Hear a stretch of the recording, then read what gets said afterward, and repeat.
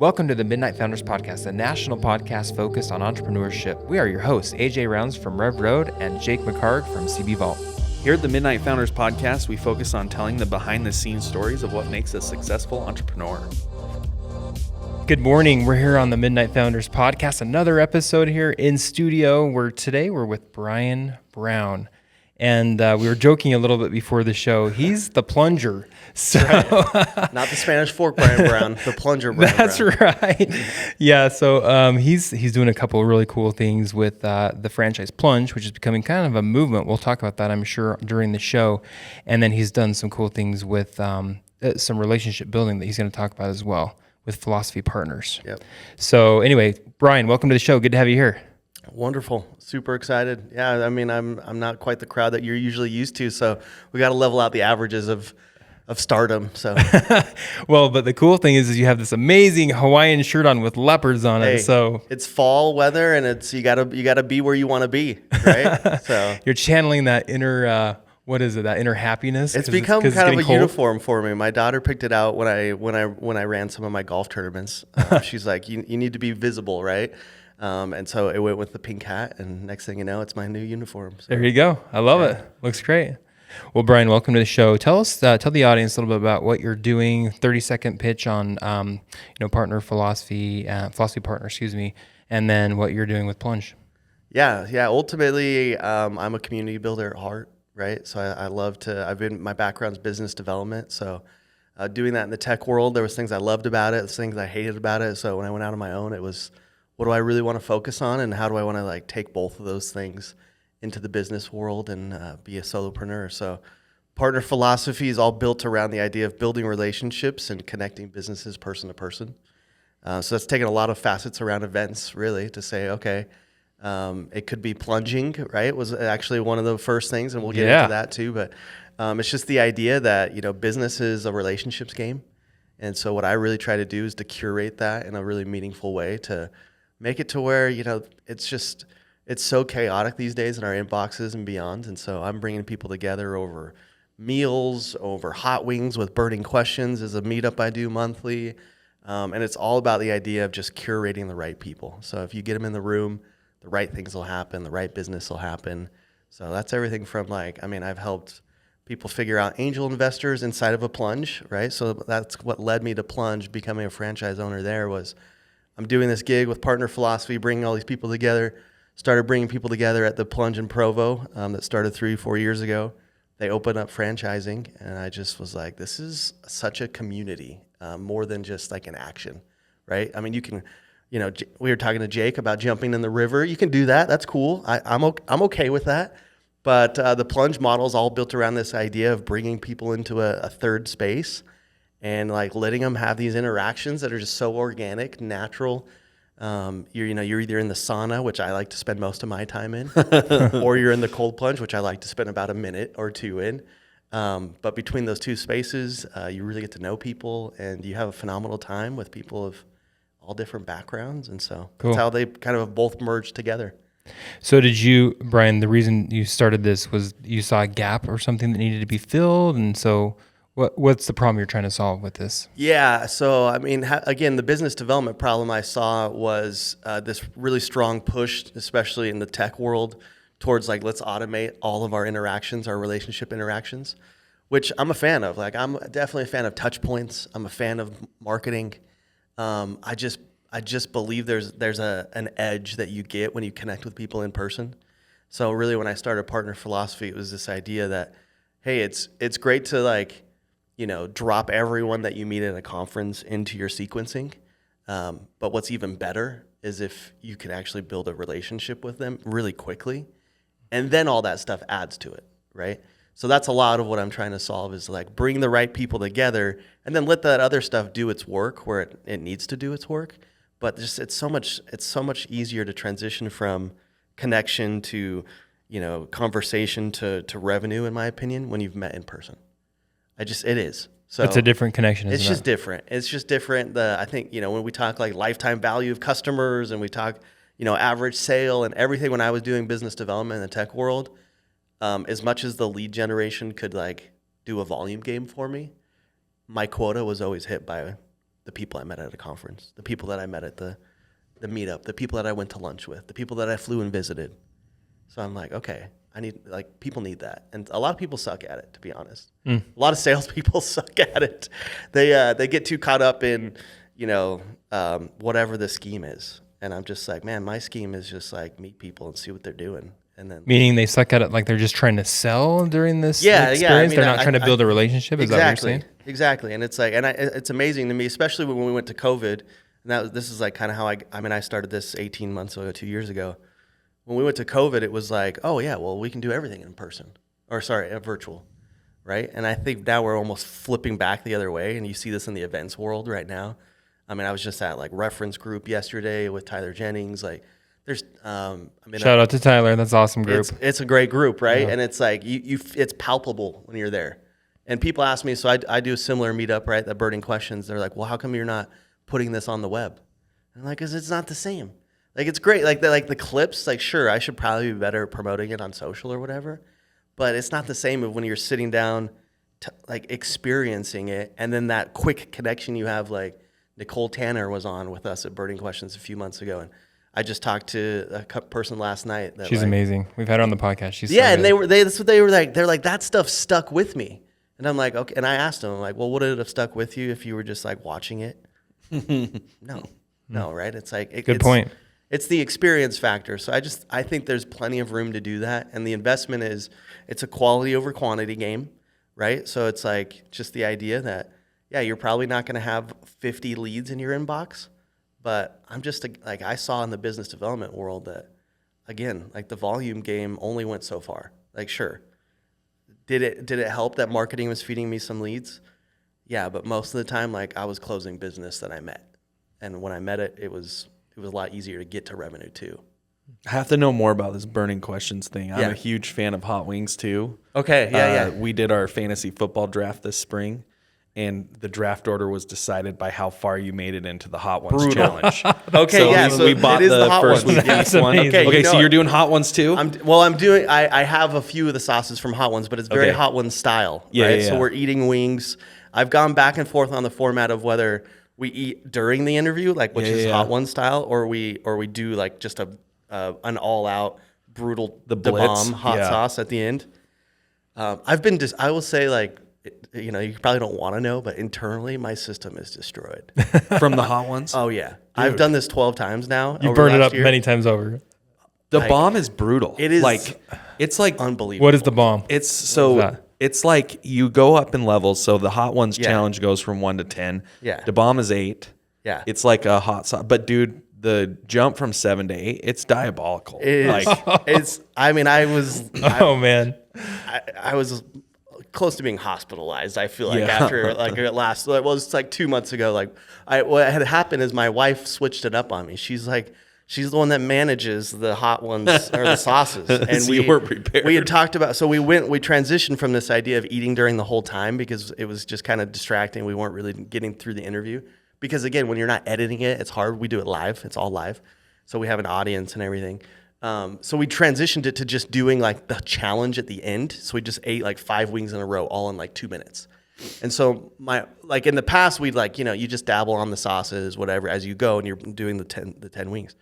So that my wife, she decides she's like, oh, well, if you're just doing it all at the end, I'll just dump the Da Bomb sauce. And she dumped it. And I ate the whole wing. And you go did it burn all the way going down? Oh, it's like 1 minute, you're like, oh, it's your kind of hot. Hurts. 2 minutes, you're like, oh, this really hurt. 3 minutes in, you're just like, I'm crying. Drinking milk weeping, like crazy. I'm like coughing. Cursing. There was a lot of cursing. And then you just feel it go down. Yeah, and then your stomach hurts. And it's over. Yeah. It's brutal. It's so... So anyway. Why? What is it all comes back to, it's that idea of like that human connection that you have over it, right? So it's like, Nicole Tanner did it. I've had some really cool guests. And they bring out insights that they otherwise wouldn't because it's just, it's so different. It's just a challenge. It's just a different challenge, right? That's cool. You need to do it before because haven't you heard on First We Feast, they say that like it has the same... Hot Wings have the same effect as being slightly inebriated. I think you're right. So like they'd be more loose with what their answers would be. We're doing next Wednesday we have the CEO of the United Way, Bill Holterstrom, who's coming. They're actually the inspiration. They actually hosted the first what they called Burning Questions over a year ago, and then I stole it from them because I'm on their advisory board. But he's coming, and I think that's what we're gonna do. Dude, I think we're gonna go yeah. all in on eating the Get wings some before. big secrets. Yeah, because it's next level. That's It's hilarious. The only problem I have is like I genuinely think I have internal damage, so I'm just like I might need a specialist. Do you do it once a month or once a week? or once a month once a usually? month? Yeah. So Gives you it's- 3 weeks to recover. yeah, gives me, and it's about 3 weeks to where I'm like I could probably do that again. And who usually comes? Is it business owners? Yeah, it's mostly or- business owners. Yeah. Okay. So the idea is like the whole idea behind it was there's so many networking events that people go into solo, and especially from a business development perspective, I would sponsor a lot of stuff. And so the idea behind Burning Questions was like flipping it on its head. Instead of going and grabbing like big name sponsors, I grab like individuals. They become members. They pay $1,500 a year, and then Burning Questions becomes like a center point for their networking. So they get to bring whoever they want. So it's like it's a nice soft touch to, so like for me in the business development world, it was always so hard to get people to lunch, right? And I did a lot of lunches and I still do, but this was like a lot softer. It's like, hey, come to this lunch. It's an hour and a half. You'll meet me, you'll meet a bunch of other cool people, and you'll meet really cool speakers, which by the way, we've got you slated for February. I hope you have that on your calendar. Okay. Send me an invite. We'll do it. But so the idea, that's the whole idea is it's like, okay, get some cool business owners together. So the members are really great at like curating even cooler people. So it's like, Jake, you'll bring 3 people that are important to you, but they're probably important to me too. Right. And then I'll bring 3 people. And so it's just like this organic multi-level marketing of Burning Questions. Very cool. So That's awesome. So how did you get into this? I see the mission Yeah. and I love it. What led you up to this point? I think it was the moment I realized I didn't want to be my boss, right? So I'm working in this big tech company. It's called Avalara. Great company. A lot of great things about the culture of taught me a lot about business development and what it meant to do business person to person. But I was like, I'm sitting there. This is a couple of years ago, and my 10-year trajectory to be him, VP, SVP of partnerships is what he was. He was going to be doing this. I was going to be doing the same thing I was doing. And I'm making more money, right? So I was like, okay, I'll be doing the same thing, working with different partners, right? Maybe I'd be working with NetSuite instead of like the no-name partners that I was working with. But I was like, that doesn't sound super intriguing to me. It was just one of those aha moments where I'm like, just not for me. Like, I don't want to be that. So then it was like, well, what do I want? And that's where I kind of sat down and just wrote out like, okay, I love the relationship factor of partnerships. I love selling, but I love the person-to-person of selling. And then I love highly curated events, right? I like it when I go somewhere, I meet really good people, really good content is there. And so I was just like, okay, I just got to go build something around that. So I'm still figuring it out. I feel like I told my wife when I left my job, which she's been super supportive because I didn't scope out some That's a big moment. beautiful entrepreneurship journey of this is how I'm even going to make money. I literally just left. I just quit. How long ago was this? That Brian? was March 2023. And so I told my wife that I was like, just so you know, this is like a 10-year journey. And she's been awesome. And it is because I haven't figured it out. I'm still trying to figure out, am I a golf tournament guy, or am I a Burning Questions guy, or am I like a, plunge guy. plunger? But the ultimate, everything that comes back to it is like, I'm just doing stuff that connects businesses person to person. So that's kind of like what's resonating, and just trying to figure out how to do that best way possible. Yeah, it's interesting. I think so many people are really bad at business development. And it's so crucial. I think pretty much every title with most entrepreneurs needs to include business development. For real. Because they're all doing it, right? They're Yeah. just not doing a You great have job to. of it. If you don't Yeah. do it, you're toast. Yeah, and it can be really taxing for a lot of people. I know that, some of the people at the bank that, like the loan officers, they do business development every day, Yeah. right? They have to go out and they have to find new loans. But I know that some of them, it's the part of the job that they hate the worst. Yeah. It drains them. They go do Yeah. a conference or one of these things and it drains them. So how do you get past that? I think we force people into that. See, that's what I see. So what I love is I think we need more business development people. specific business development yeah. So you take roles. like, and I'll give you some examples. So like Tanner Accounting, right? Ben Lonsdale is their business development guy. They have partners that do business development. They also have marketing, but Ben is their business development guy, and it works phenomenally, right? Because he's in the seams of the way I look at business development. Is it's like you take like the execution teams, right? So, and that could be your direct sales people, that could be your marketing people, right? They're the ones that are doing that like outward motion of like bringing whatever, essentially the business. But it's like a business development person. When you hire that person, they're the ones that thrive off of that experience, right? They love to get out to the golf tournament and spend 6 hours meeting 150 people. And my perfect example is my wife, right? She's helping me at a golf tournament I'm doing for e-commerce called the Beautiful Invitational. I've done it 3 years now. She came and manned my booth, right? Because I had a booth. It was like the partner philosophy booth. She was there all of 30 minutes, and she's like, I never want to do this again. Get me out of here. This is like miserable. Every 5 minutes I meet new people. Like, just this is terrible, right? And I think that's really the problem is we put people that shouldn't really be in that role, we force them into it. And I think we just need to like, it's like I feel like we need to go out and hire more business development people that are like, they're just like the put the arms around the relationships, and I call them revenue relationships. So it's like, okay, revenue could come from a partner, it could come from a customer, or it could come from a future customer.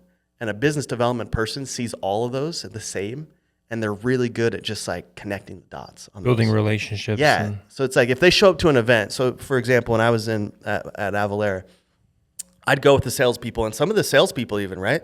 They're great closers. They loved to close business, but you put them out on the conference room floor or the trade booth, miserable. They sucked. They couldn't talk to people. They would get exhausted too fast, right? And they just stumble over everything, right? But I loved it. Like I loved talking to people. I'd bring them in, sit them down, we'd have a great conversation. And then I'd be able to kind of like push them off. Be like, okay, now you go talk to the salesperson. Oh, you're a customer person. Let's upgrade you. Oh, you're a potential partner. Let's get you a partner agreement and get you referring business to us. So it was like the way that I looked at how to build those relationships was just different. And I think that's the element we need to focus on is like more businesses need to see that and be like, okay, my loan officers shouldn't have this massive quota. They should have a smaller quota, and then let's go give it to someone like a Ben Lonsdale who's going to have this big quota, who's then going to kind of push all these relationships into revenue. So it's almost kind of the bridge between the marketing team and the sales team. 100%. You're kind of bridging those together. Yes. Oh, interesting. Yeah. I like how you're looking at that. 100%. And I write a Substack, or yeah, that's what you call it, right? And this is exactly what I talk about is how often we think that that's like the marketing goes in and the sales comes in. And I think business development is like the perfect mix of it just softens all of that and makes it to where the revenue flows, especially when you go to the events, right? That's where, when you do the in-person, I still think you need a marketing arm that's going to be super strong on brand coverage and all that stuff, right? That I don't care Lead about. gen, that sort of thing. I don't care, right? I'm not the guy who's going to figure out what my social ads should be. I still think they're good. But when you have a brand that can benefit from doing the in-person, right? And you're meeting business owners and you're trying to convert those into revenue, you got to have somebody with a business development mindset. And it can't just be, hey, marketing person, go do it, or hey, salesperson, go do it, unless they have that like really like that perspective that is just like another gear of relationships to revenue. It's almost like extroverted versus introverted a little bit. For sure. I mean, that's part of it. Yeah, I would say that's definitely a a skill set, right? Like Yeah. you want your business development person to be extrovert, right? Because you don't want them to walk into a room and be like, oh, it's so good to Shut see down. Jake. You're like, let's go, Jake. It's Yeah. awesome. Right? And I think too often we push salespeople or roles that are, it's just like, oh, well, you have a quota, so get out there and close business.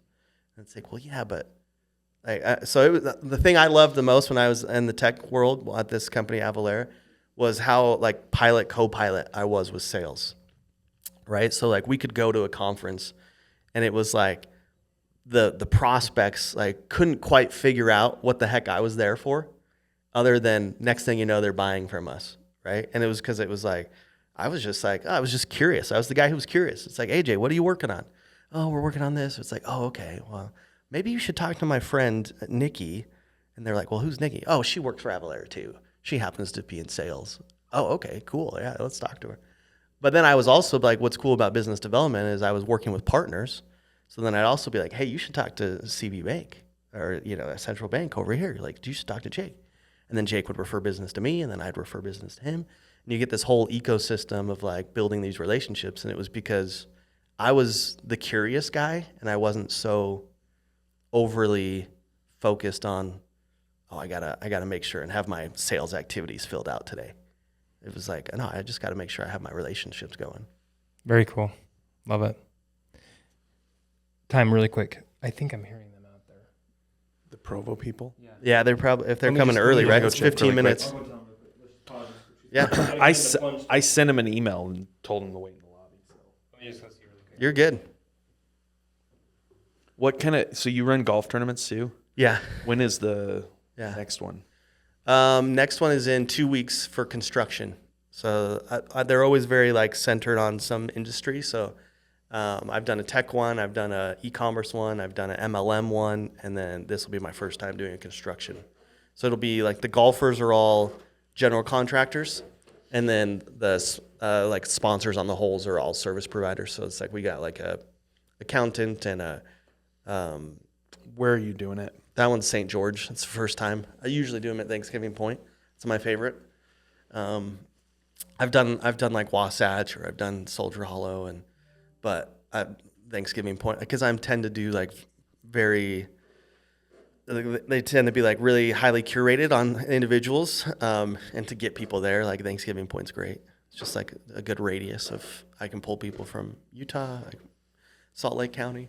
We do one every year for the vault. Is it Or they? is it like startup based? Or? Yeah. Okay, I Yes. figured. Yeah. So we do. The whole sponsors are all brand new startups, and they're Okay. pitching their business. Oh yeah, I've And all heard the of golfers are the investors. this. Yeah, I've heard of this. Yeah. Yeah. It's cool. You need Yeah. to connect with that. I need to figure more. I want to You learn got to more connect about with that. That'd be Yeah. cool. They have a lot Yeah. of great people that come. Yeah. This last year was a lot of fun, but Love that. we've never concept. done it at Thanksgiving Point. We probably need to look at that. I bounce around. I try and do a different course every year. So I think we're gonna do Sleepy this year. Okay, And then maybe yeah. Thanksgiving Point next year. Totally. That's cool. Yeah. What course are you doing down in St. George? Coral Canyon, Okay. Oh, that's a good one. which I have. This is the first time I've done anything with them, but they've been great so far. Great. If you need a connection to San Hollow, we'll hook you up. Yeah, for real. That's also a fun I would one. love to do Yeah. that. Yeah, Cool. let's do it. Okay. Ready to dive back in? Yeah. Well, that is awesome, Brian. Okay, so the question that I'm having is, plunge, right? It's becoming a movement. We're hearing about it Yeah. all over the place. I've done it, We've done it once or together. twice. We've done it together. That's right. I was a little nervous when you invited me to do that because I'm like, what is this thing? Why is he inviting me to a business meetup half naked? Exactly. It was kind of weird, but I said, I'm going to go try it and see what it's all about. And it actually felt, really good after the fact. It's freezing during the moment, but you can definitely see why, there are some health benefits to it after the fact. But tell me, how did this movement start? What does this look like? What is going on with plunge? Yeah. So I think on the macro level, the way we look at it is it's very much this idea around alternative health, right? People are searching for something that doesn't necessarily include drugging themselves, and maybe it's a combo of that. But and so I think where a lot of people originally, like especially a couple of years ago, it was like, oh, this is just a healthy thing to do, right? It's a body reset, it's a mental reset. The contrast of it is really where like the power of it is, So if you're jumping in to what typically is about 40-degree water, and then you jump into a sauna, your heart rate changes drastically, going from really slow to really quick. And then when you kind of come out of it, then your body kind of resets and comes back to equilibrium. So there's a lot of health benefits around that, that people I think that was what the original curiosity was. Where plunge differentiates itself, I think, more than anyone else, is community. And this is why I'm involved, right? Is like relationships. We're seeing this theme again. I know. So they really, what they took was the Nordic tradition of backyard, like everybody has their sauna. You're talking about Sweden or Norway. And it's like, it's a thing, it's a third space, right? It's a place for the community. And that's truly what plunge is trying to accomplish, is to say, hey, you can buy a cold plunge, right? You can buy it. We've seen it. People have the troughs. Jake's jumping in the Provo River, so you can get the action of the plunge, but what you can't get is the community. And so when you go to a plunge, it's this idea that you and I, we might be different socioeconomic status. We might be old, young. We might be fat, skinny. It's a melting pot. And so but by the time you come out of it, it's an hour session. You're best friends. I mean, I've met people from all over the world, just here in Provo, all over the world, all different backgrounds, all different, and it's you just connect. And I mean, introvert, extroverts, you just connect. So I think that's what's driving it, is this idea. I go back to the whole, the virtual only side of things, where people were I can live my life virtually. And I think as soon as people come into plunge for the first time, even if they're, super tentative like you, they walk out going, no, that actually was great. I got to know Brian. I got to know these other people, and there was something magical about that exchange that we had. I want to do it again. And that's what we find. It was fun. And I think you have to have kind of that support of the group to kind of you do kind of peer pressure you into it, because you're getting into this freezing cold water, and you're why am I doing this? People think that I'm this big plunger, because I'm this franchise owner now, right? And I'm probably, so I have 3 partners that are involved in it as well. We're going to be building out several locations. Our first one's going to be in Salt Lake. And so people are oh, you got to be all in, right? And I'm no, I go maybe once a week.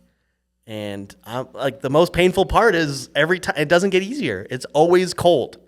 So I'm not. You don't grow accustomed to it. I don't. No, you don't. And you do it 3 different times during that we go session. through a little rotation. It's an hour session, right? Yep. You try to get it in 3.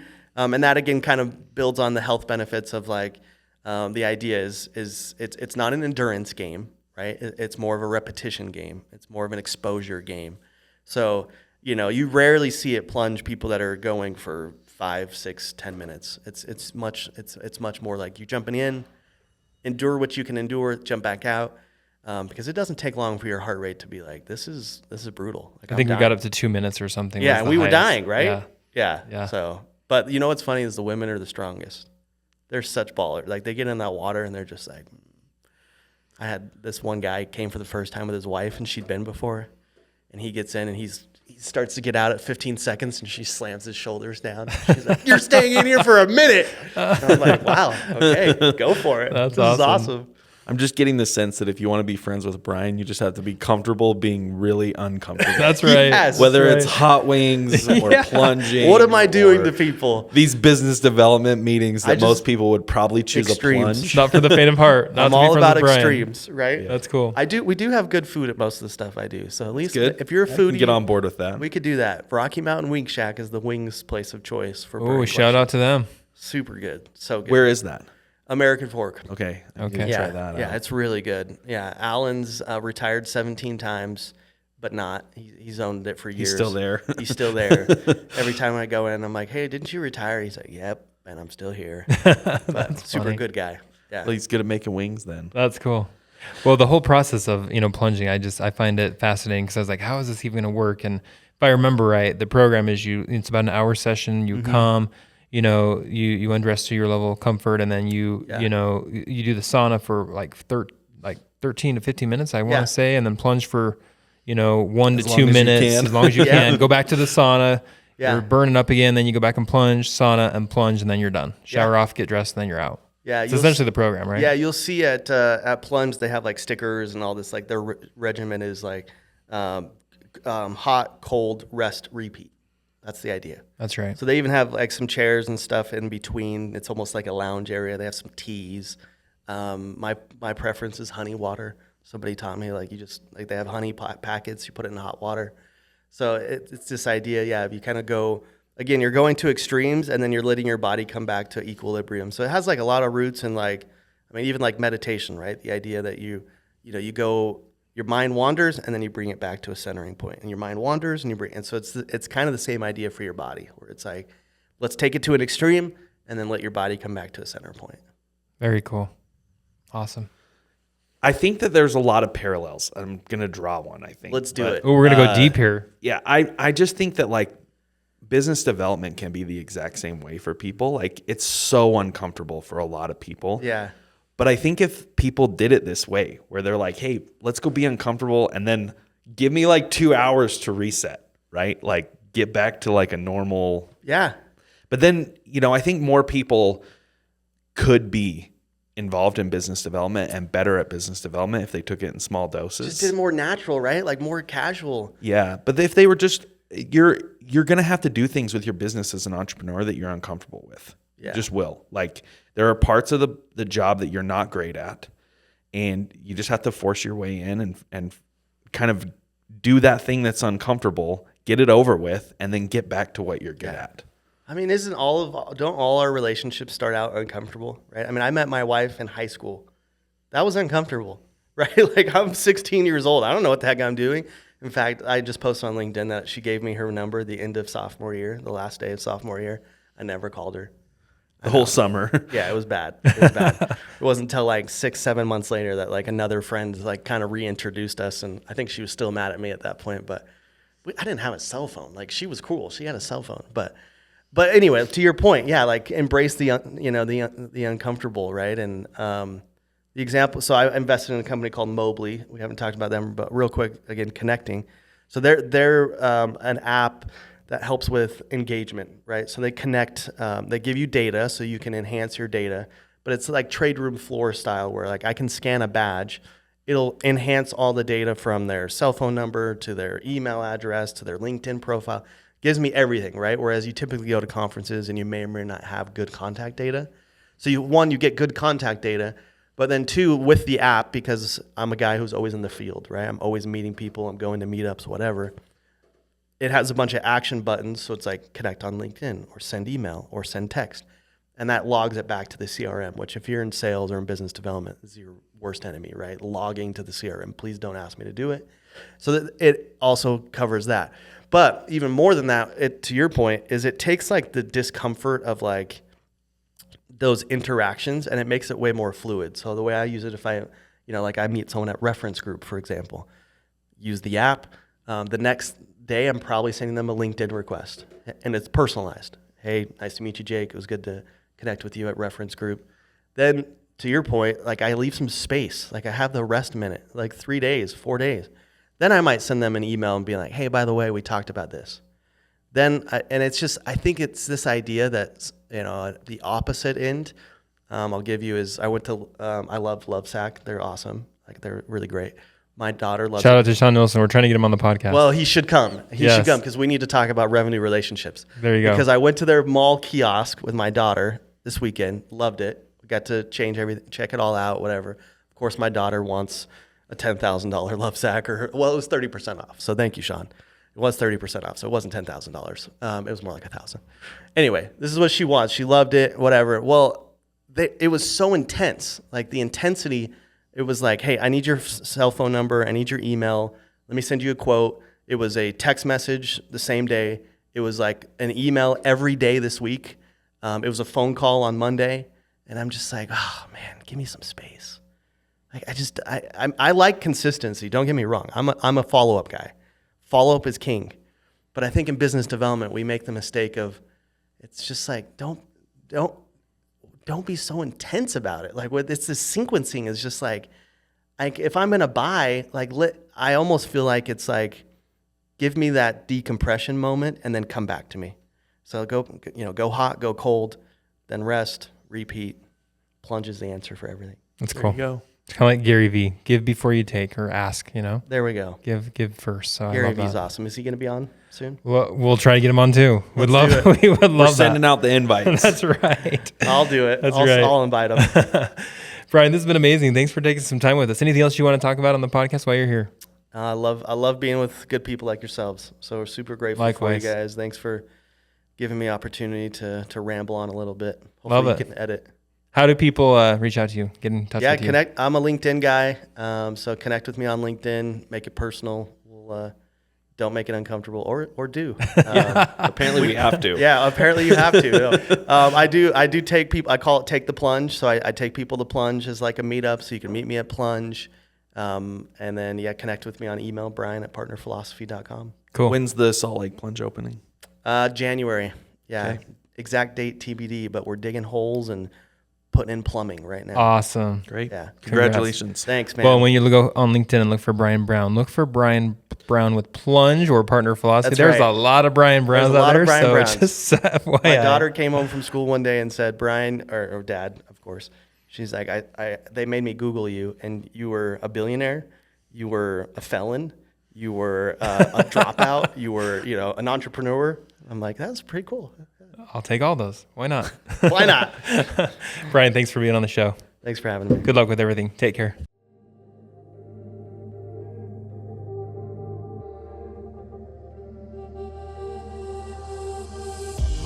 The Midnight Founders podcast is hosted by Rev Road and CB Vault. CB Vault is the entrepreneurship arm of Central Bank. And Rev Road is a venture services sweat equity partner where we help your company grow faster. If you like what you heard, please like and subscribe to the podcast and share it with all of your contacts. Thanks for listening.